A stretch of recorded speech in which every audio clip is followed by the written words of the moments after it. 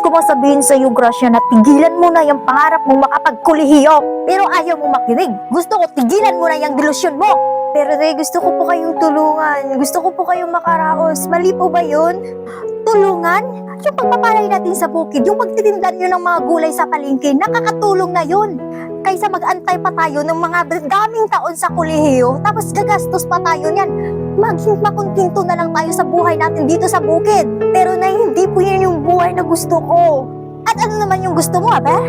Gusto ko po na makapagtapos para makahanap ako ng magandang trabaho. Pwede bang tigilan mo na yung delusyon mo? Kung ano yung gusto ko, yun ang masusunod. Hindi lahat ng gusto mo masusunod. Nasa tamang edad na ako. Kaya gusto kong gawin kung ano yung gusto ko. Sige, lumayas ka dito. Sinasagot-sagot mo na ako.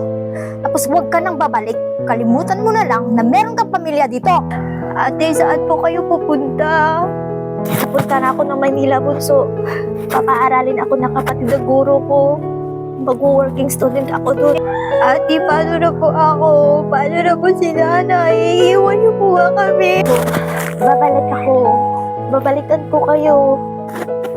At saka promise ko sa'yo, papatapusin din kita sa pag-aaral. Makakapag-aral ka din.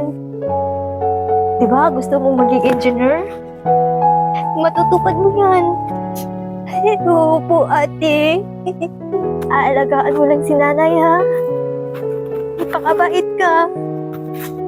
Mamimiss po kita, ate.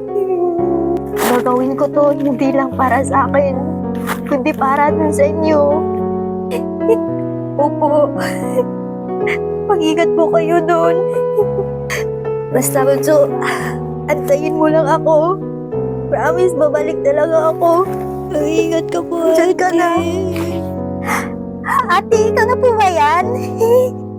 Yes, bunso. Ito si ate. Ang laki mo na. And I am now a certified doctor. Wow, ate, ang galing mo naman. Sa wakas natupad mo na rin yung pangarap mo. Siyempre, nag-promise ako sa'yo na babalik akong successful. Tsaka, tika lang, nasan pala si nanay? Ate, hali po kayo. May malubhang sakit po si nanay. Nay? Dito. Bumalik na po ako. Diba sabi mo, huwag na ako bumalik. Pero hindi ko po kaya yun. Hindi ko po matiis yun. Gracia, anak, sana papatawad mo ako na naging hadlang ako sa pangarap mo noon. Masayang-masaya po ako sa tagumpay mo ngayon. At lalong-lalo na, nagbalik ka. Nay, hindi po ako nagtanim ng galit sa inyo. Ginawa ko po to para po sa inyo. Huwag ka nang mag-abala sa akin, anak. Alam kong hindi na ako magtatagal. Huwag po kayo mag-alala. Gagamutin ko po kayo. Meron na po akong perang pangpagamot sa inyo, Nay. Anak, hindi ako karapat-dapat na iyong tulungan.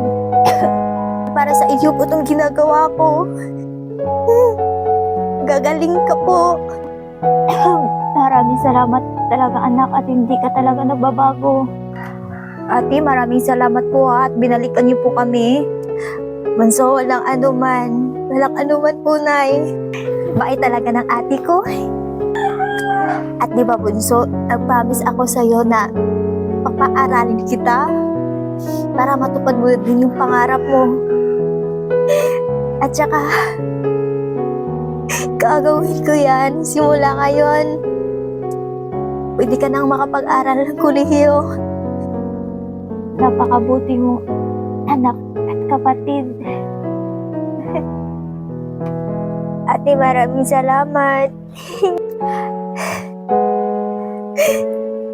Halika kayo. Kayo yung buhay ko eh. I love you po, ate. Mahal kita, anak.